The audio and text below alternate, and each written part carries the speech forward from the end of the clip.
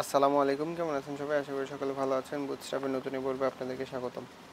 ইতিমধ্যে আমরা বুটস্ট্র্যাপের নেভিগেশন বার সম্বন্ধে জেনে ফেলেছি এবং সার্চ বার সম্বন্ধেও জেনে ফেলেছি। নেভিগেশন বারের মধ্যে কীভাবে সার্চ বার অ্যাড করতে হয়, সার্চ অপশন অ্যাড করতে হয়, সেটা আমরা জেনে ফেলেছি। আজকে সেই রকম একটা গুরুত্বপূর্ণ বিষয় শিখবো, যেটার নাম হচ্ছে স্লাইডার বা ক্যারুসেল।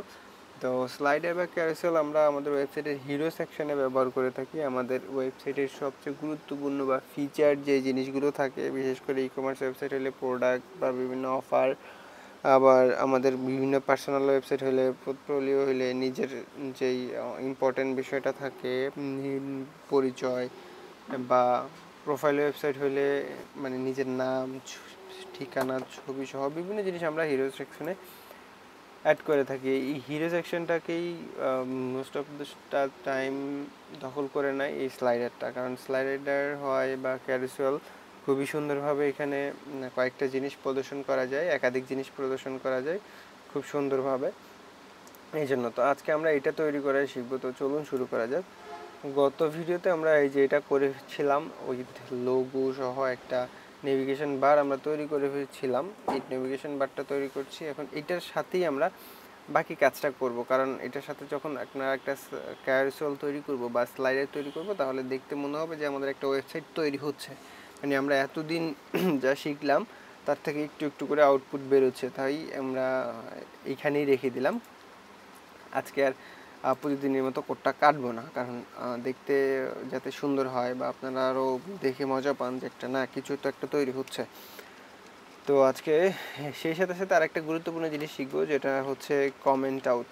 তো কমেন্ট আউটটা কি আমি বলে দিই, আমরা যখন ওয়েবসাইটে অনেকগুলো কোড লিখবো, মানে একসাথে যখন একটা ওয়েবসাইট তৈরি করব, তখন কিন্তু অনেকগুলো কোড আমাদের এখানে হবে।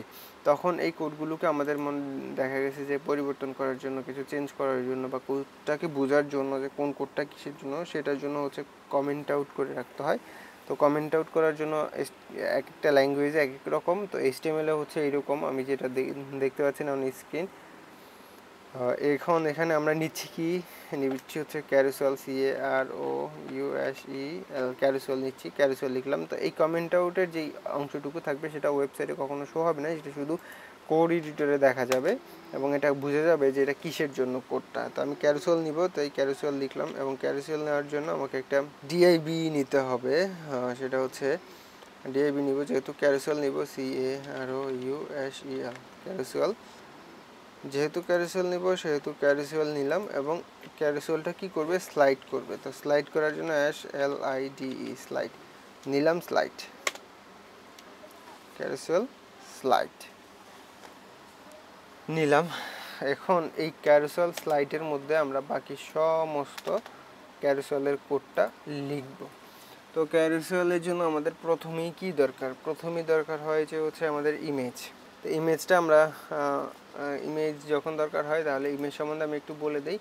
তা আমরা দেখেন, আমি অলরেডি 3টা ইমেজ নিয়ে রেখেছি এই ক্যারুসেল তৈরি করার জন্য বা স্লাইডার তৈরি করার জন্য। তো ইমেজের সিলেক্ট করার ক্ষেত্রে আপনারা একটু প্রবলেমে পড়ে যেতে পারেন। ইমেজের যখন হাইট উইথ মিলবে না, তখন কিন্তু ক্যারুসেলটা সুন্দর মতো কাজ করবে না। তো কোনোটায় বড় আসবে, বড় ইমেজে বড় আসবে, ছোট ইমেজে ছোট আসবে। এই যে দেখেন নিচে আমার এখানে দেখেন, আমি এখানে ইমেজের কতটুকু করেছি, 1000/400, মানে 1000 পিক্সেল বাই 400 পিক্সেল করছি। 400 পিক্সেল হচ্ছে হাইট এবং 1000 পিক্সেল হচ্ছে উইথ। তো আপনারা এভাবে করে নেবেন ফটোশপ থেকে, বা অনলাইনে বিভিন্ন রিসোর্স আছে যেখান থেকে আমরা চাইলেই ইমেজকে রিসার্চ করতে পারি। তো ইমেজটাকে রিসার্চ করে নেবেন, অ্যাকুরেট সাইজ করে নেবেন, যেটাই করেন একটা সাইজ করে নেবেন প্রত্যেকটি ইমেজে, তাহলে কাজ করে সুবিধা পাবেন। তো ইমেজ নেওয়ার জন্য আমাদেরকে একটা কী করতে হবে, ডিআইবি নিতে হবে। ইমেজ নেওয়ার জন্য আমাকে একটা ডিআইবি নিতে হবে। ডিআইবি নিতে হবে হচ্ছে ক্যারুসেল আচ্ছা, এখানে আমরা শুধু ডিআইবি নিয়ে রাখি এবং ডিআইবির মধ্যে আমরা সমস্ত ইমেজের যা লাগবে কন্টেন্ট সব লিখব। এটার মধ্যে আমরা লিখব হচ্ছে, আবার একটা ডিআইবি নিব, ডিআইবি নিয়ে এই ডিআইবিটার মধ্যে আমরা লিখব হচ্ছে ইমেজ, IMG ইমেজ, এবং ইমেজের মধ্যে SRC দিব। তো আমরা ক্যারুসেল আপনারা দেখতে পাইছেন যে ক্যারুসেল 1.jpg হচ্ছে আমার ফার্স্ট ইমেজ। তো এই যে দেখেন এখানে চলে আসছে, এই যে এটা হচ্ছে ক্যারুসেল 1.jpg, আমি 1 2 3 আকারে সাজিয়েছি। তো এটা যখন আমি দিলাম দেখেন এখানে ইমেজটা তো আসছে ঠিকই, যখন ছোট করি তখন হচ্ছে ডিসপ্লের বাইরে চলে যায়, যখন বড় করি তখন পুরোপুরি হয় না। তো এই ইমেজটাকে ঠিক করার জন্য আমাকে একটা ক্লাস লিখতে হবে অবভিয়াসলি, যেটা হচ্ছে আমাকে উইথ করতে হবে 100%, w100। যখন w100 করবো তখন ইমেজটা এখানে শো করবে ঠিকই, এখানে কিন্তু অনেক বড় হয়ে গেছে। বড় করলে ইমেজটা অনেক বড় হয়ে গেছে, 100 হয়ে গেছে, এবং ছোট করলে ঠিক থাকে। তো এই জন্য আমাকে লিখতে হবে হচ্ছে ডি ব্লক, BLOCK, মানে ডিসপ্লে ব্লক, এবং উইথ 100% করে দিলাম। তাতে আমার ইমেজটা সুন্দর থাকবে এবং কোনো সময় ডিসপ্লের বাইরে যাবে না। এখন আসেন আমরা আরও দুইটা ইমেজ নেই। হ্যাঁ, 1 2, এখান থেকে জাস্ট লিখবো হচ্ছে 2, অ্যান্ড এখান থেকে লিখবো হচ্ছে 3। তাহলে দেখেন আমার আলাদা আলাদা প্রত্যেকটা ইমেজ চলে আসলো, কিন্তু আমার ইমেজটা আসছে কীভাবে একটার পর একটা, কারণ সাধারণত HTML কন্টেন্ট এরকমই আসে। তো এইরকম আসলে আমার তো এইভাবে রাখা যাবে না, আমরা একটা আরেকটার উপর নিয়ে আসব। সেই জন্য আমাদেরকে এই যে ইমেজ ট্যাগের উপরে যে ডিআইবিটা আছে সেটার মধ্যে আমাদেরকে লিখতে হবে CAROUSEL, ক্যারুসেল আইটেম, ক্যারুসেল আইটেম। যখন আমরা লিখব, যখন দেখেন আমাদের ইমেজটা একটা একটা করে হাইড হয়ে যাবে, মানে একটা একটা করে যতটাতে আমরা আইটেম দিলাম প্রত্যেকটা হাইড হয়ে গেল। এখন এটাকে শো করানোর জন্য একটা তো আমাদের শো থাকতে হবে অন্তত, সেটাকে শো করানোর জন্য আমাকে এখানে লিখতে হবে হচ্ছে অ্যাক্টিভ, ACTIV, অ্যাক্টিভ। আমরা যেই নাম্বারটাতে, এটা সেকেন্ড নাম্বার ইমেজ, আমরা যেই নাম্বারটাতে অ্যাক্টিভ ক্লাসটা লিখবো সেই নাম্বারটাই এখানে শো হবে। তো আপাতত আমরা প্রথমটাই রেখে অ্যাক্টিভ রাখি, কারণ সাধারণত প্রথমটাই অ্যাক্টিভ থাকে। এই হচ্ছে আমাদের ইমেজের কাজ। আমরা ইমেজ নিয়ে আসলাম, এবং এই যে প্রত্যেকটা জিনিসকে, প্রত্যেকটা ইমেজকে এই ডিএভিটা ধরে রাখলো, এটা কে ধরে রাখলো, কী জন্য ধরে রাখলো, সেটার জন্য আমাকে লিখতে হবে এখানে CAROUSEL, ক্যারুসেল ইনার, INNER, মানে ইনার, এই ডিএভিটার মধ্যেই থাকবে। এখন শুধু ইমেজটা স্টিল ইমেজ আসলো, কিন্তু এটার মুভমেন্ট নাই, নড়াচড়া নাই, আমাদের মুভমেন্ট দরকার। তো মুভমেন্টের জন্য আমরা কি করব, এই যে যেই ডিএভিটার মধ্যে পুরাপুরি ডিএভিটা নিয়েছি প্রথমটা, যেটা ক্যারুসেল স্লাইড, এটার মধ্যে আমরা এটাকে নড়াচড়া করার জন্য একটু ক্ষমতা দিই। হ্যাঁ, ডেটা BSRID, রাইড, কি রাইড করতে দিলাম হচ্ছে ক্যারুসেল। হ্যাঁ, CAROUSEL, ক্যারুসেল। এখন ক্যারুসেল করলাম, এখন সে একটা নির্দিষ্ট সময় পর পর নিজে নিজে স্লাইড করবে। ডাটা BS রিড ক্যারুসেলস, ঠিক আছে, এই যে দেখছেন ইমেজটা নিজে নিজে সরে গেল। এখন কিন্তু কোনো কন্ট্রোলিং নেই আমার কাছে, আমি চাইলে ইমেজটাকে সরাইতে পারবো না, কোনো বাটনে ক্লিক করে আমি এদিক থেকে এদিক করতে পারবো না। এখন আমার দরকার কি, এখানে কিছু কন্ট্রোলার বাটন, যেখানে আমি কন্ট্রোল করতে পারবো। আমি চাইলে যে কোনো ইমেজে ক্লিক করে ইমেজটা আমি দেখতে পাবো। এখানে কিন্তু আমি ওয়েট করতে হবে, এটা নিচে নিচে যখন চেঞ্জ হয় তখন। তো সেই ইন্ডিকেটর বাটনটা নেওয়ার জন্য আমাদেরকে পরবর্তীতে আসতে হবে। এসে আমাকে কি করতে হবে, আমি অবশ্যই একটা ডিআইবি নিতে হবে। ডিআইবি নিয়ে আমাকে ডিআইবি নেওয়ার আগে আমি অবশ্যই কমেন্ট আউট করবো। এখানে কমেন্ট আউট করে আমি লিখে রাখবো, যেহেতু আমরা কমেন্ট শিখে ফেলেছি, এটা কিসের জন্য কোড, INDICATORS, ইন্ডিকেটরস বা DOTS, ডটস, মানে ইন্ডিকেটর বা ডটস, এটার জন্য এটা।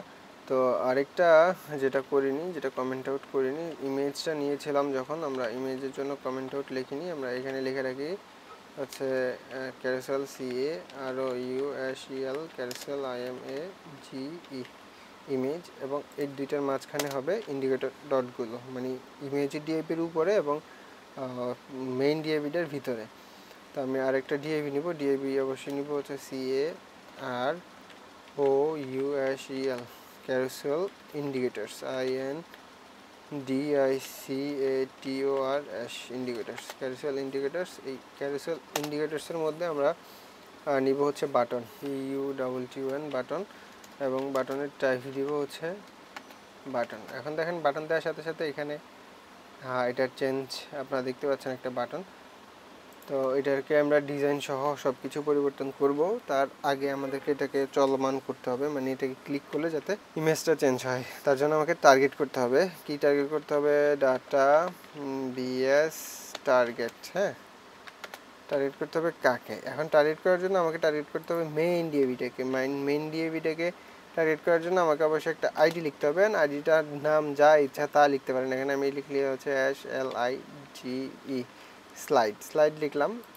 এখানে আইডিটাকে লিখলাম স্লাইড। এখন এই আইডিটাকে আমাকে ধরতে হবে। তো এটাকে ধরার জন্য, আইডি ধরার জন্য আমরা অবশ্যই হ্যাশট্যাগ দিয়ে এখানে স্লাইড লিখলাম। এখন কিন্তু আমি চাইলে ক্লিক করলে এই যে দেখেন ইয়াটার বাটনটার ডিজাইনটা চেঞ্জ হয়ে গেল। এখন কিন্তু আমি ক্লিক করলেই কিন্তু চেঞ্জ হবে না, আরেকটা কিছু লিখতে হবে। আরেকটা লিখতে হবে হচ্ছে ডাটা বিএস SLIDE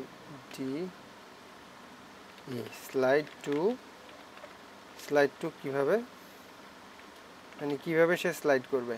তো আমরা জানি যারা আগে ক্লাসগুলো করেছেন যে প্রোগ্রামিং ল্যাঙ্গুয়েজ যখন গণনা শুরু করে তখন 0 থেকে গণে, আর আমরা যখন গণনা শুরু করি তখন 1 থেকে শুরু করি। যেমন আমাদের গণনা শুরু হয় 1 2 3 থেকে, কিন্তু প্রোগ্রামিং 3 4 5 6 যতটুকু ইচ্ছা। বাট প্রোগ্রামিং ল্যাঙ্গুয়েজ যখন গণনা শুরু করে তখন 0 থেকে শুরু করে, 0 1 2 3। তো আমাদের এখানে ইমেজ আছে আমাদের গণনা হিসেবে 3টা, কিন্তু প্রোগ্রামিং ল্যাঙ্গুয়েজের হিসেবে গণনা আছে 0 1 2 3, 3টা। প্রোগ্রামিং ল্যাঙ্গুয়েজ হিসেবেও 3টা, কিন্তু সে 0 সহ। তো আমাকে এখানে স্লাইড করবে কি 0 থেকে। তো 0 থেকে সে স্লাইড করবে এবং 1 2 3 করে চলতে থাকবে। ঠিক আছে, এখানে আরেকটা ক্লাস নিতে হবে যে কোনটাতে সে অ্যাক্টিভ থাকবে। হ্যাঁ, যখন পেজটা রিলোড হবে তখন সে কোনটাতে অ্যাক্টিভ থাকবে। তো প্রথমটাতেই অ্যাক্টিভ থাক, যেহেতু প্রথমটাতে অ্যাক্টিভ আছে অ্যাক্টিভ আমরা লিখলাম। এবং এই বাটনটাকে আমরা কপি করি। এখন বাটনটাকে কপি করি। এখন যদি আমি এটাকে ক্লিক করি প্রথম ইমেজটা আসবে, আসে নাই। 2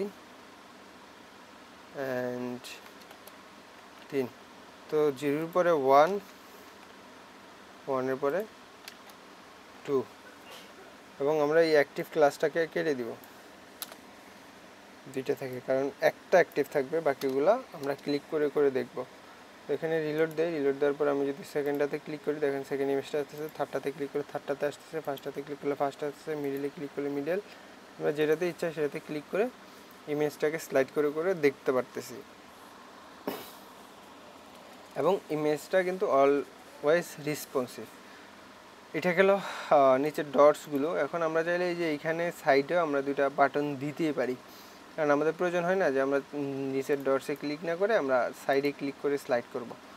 সেটার জন্য আমরা কি করব, একদম নিচে চলে আসব। নিচে এসে একবারে মেইন ডিএভিটার উপরে আমরা একটা কমেন্ট আউট করব। কমেন্ট আউট করব কি, যে এটা হচ্ছে কি LEFT left, and RIGHT right, CONTROL controls বা আইকন, লেফট রাইট কন্ট্রোল বা আইকন। তো এটার জন্য আমাদেরকে নিতে হবে বাটন। বাটনের অবশ্যই টাইপ থাকবে TYP টাইপ থাকবে হচ্ছে বাটন। এবং এটারে আমরা একটু ক্লাস দিতে হবে, ক্লাস দিলেই আমরা এটাকে এখানে আসবে, না হলে এটা এখানে চলে আসছে। তো বাটনের আগে ক্লাস দেওয়ার আগে আমরা এখানে বাটনের আইকনটা নিয়ে আসি। সেটার জন্য লিখতে হবে স্প্যান, SPAN স্প্যান। স্প্যানের মধ্যে ক্লাস দিতে হবে।